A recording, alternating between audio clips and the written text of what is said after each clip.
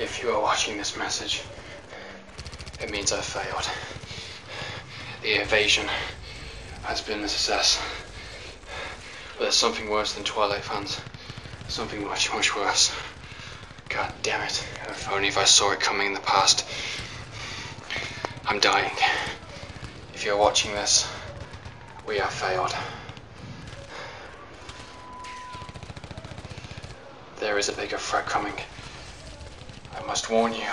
Going round taking names, and he decides who to free. Just received information that the following shelters have been compromised. Everybody won't be treated Listen, all the same. I lost the teleprompter.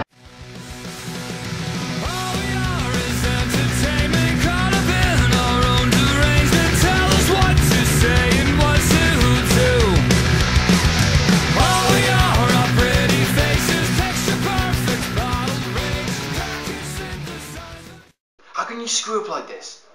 You're Superman, for God's sake. How many have you had to drink already? Okay, fine. Just don't do anything stupid, okay? Like, make some shitty sequels. Okay? Okay. Yeah, he's going through a bit of a dark patch after the failed attempt on, Edward and Belle's honeymoon. He's pretty shaken up about it at the moment.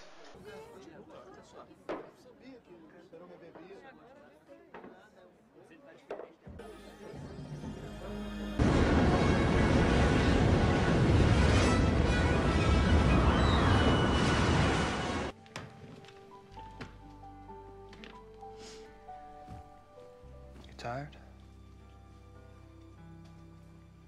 Do you want to go for a swim?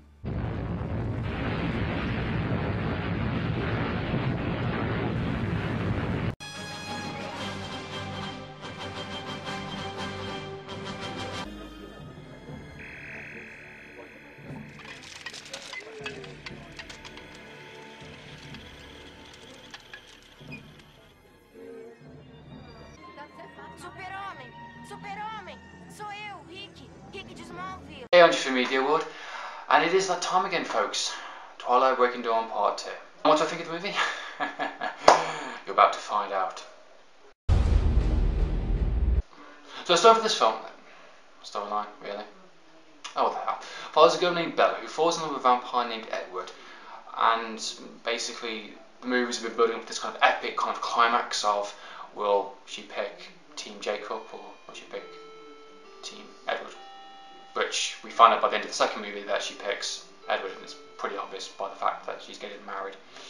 So yeah, that kind of cancels out that type of triangle kind of build up in a sense.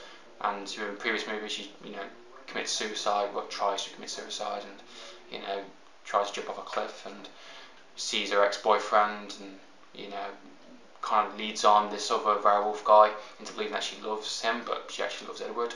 Our role model for the movie, that teen girls look up to, that type of role model, yeah. But in this movie, she actually marries Edward. That's already been established in part 1, whatever. And she has to give birth to this kind of half vampire, half human. This is after she was turned into a vampire, yay. And half human, half vampire. Can't be. Anyway, we have to follow this evil cult that do not like this kind of abomination because this child is more immortal than she is meant to be, I suppose, and they have to kill her for the greater good. The greater good. How can this be for the greater good? The greater good. How can this be for the greater good? The greater good. Shut it! So what's the thing of the storyline? It's the same stuff over and over. I really don't understand why this franchise is as big as it is, perfectly honest. Sure, it's based upon a series of books which have done very well, but, perfectly honest, I think the books are much better. So what's the thing of the storyline? It's the same stuff over and over. I really don't understand why this franchise is as big as it is, to be perfectly honest. I mean, the audience... No. So what's the thing of this movie? It's the same stuff over and over. I really don't understand why this franchise is as big as it is. The whole kind of plot idea, the whole series of books that this writer has come with an original idea in a sense, is a giant rip-off of a much better movie known as Near Dark. This is the original Twilight. This is Twilight wishes that it could be. And yet, it's managed to take that idea and expand it into what? Nothing. We've got one to the last movie, part 2.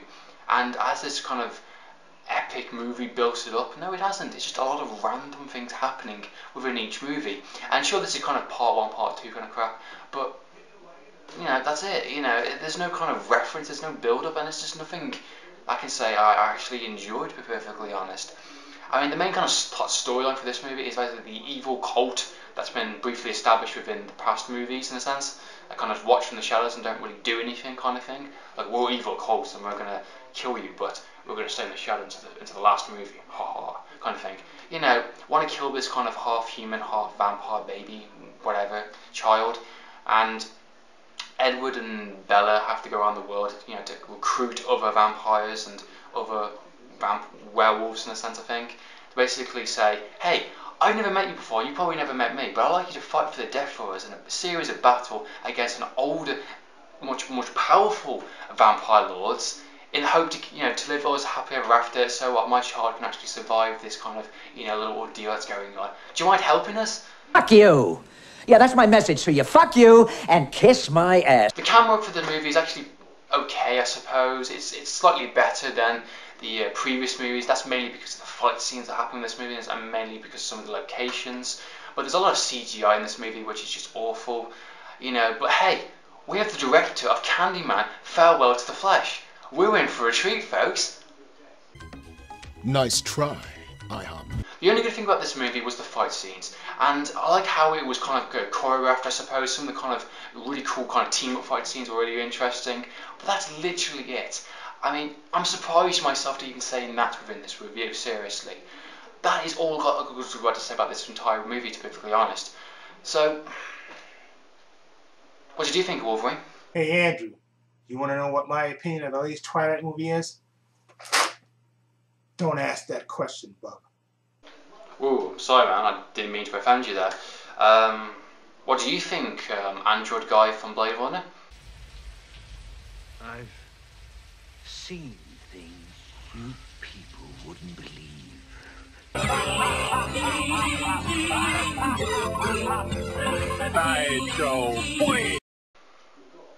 Yeah, I bet you have.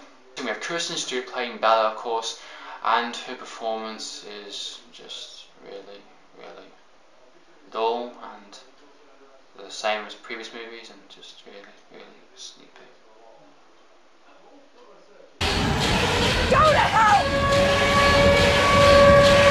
We're already here.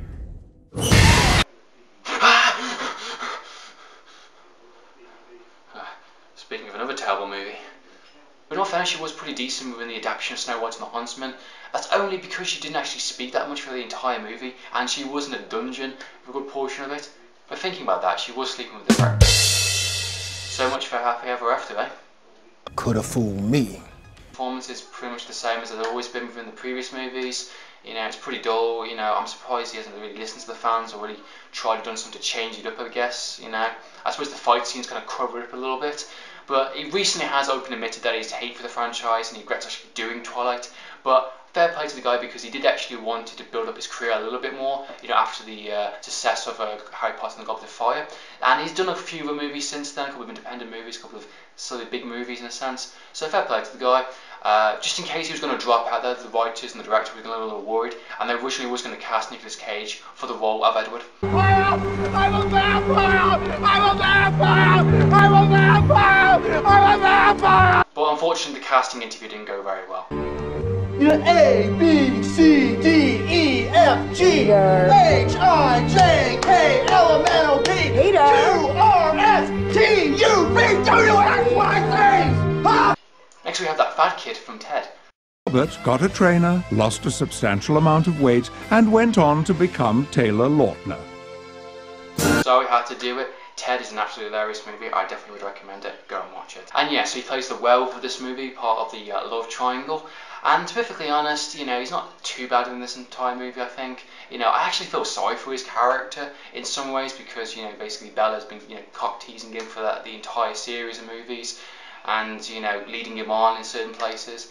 You know, we know who her character is definitely, and I feel sorry for him. But then again, I think he's okay, considering he keeps taking off his shirt, you know, all the time pretty much, and he hangs around with other guys that take off his shirt, you know, kind of packed of guys, you know, just lots of hunk guys with no shirt.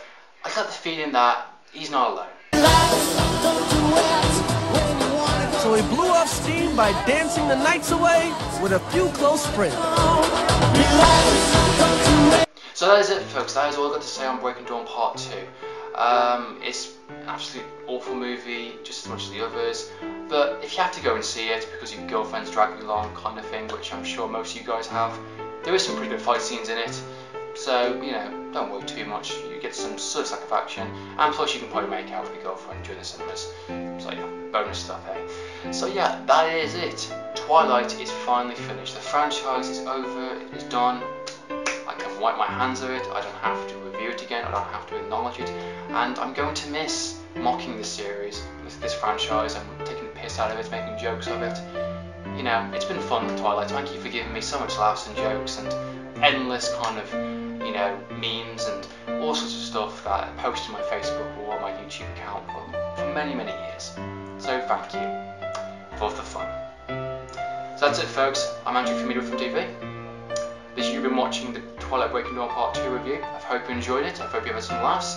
Thank you to my guest cameo, Trey Passo, Paul. So yeah, that is it, folks. It's Andrew from TV. Signing out.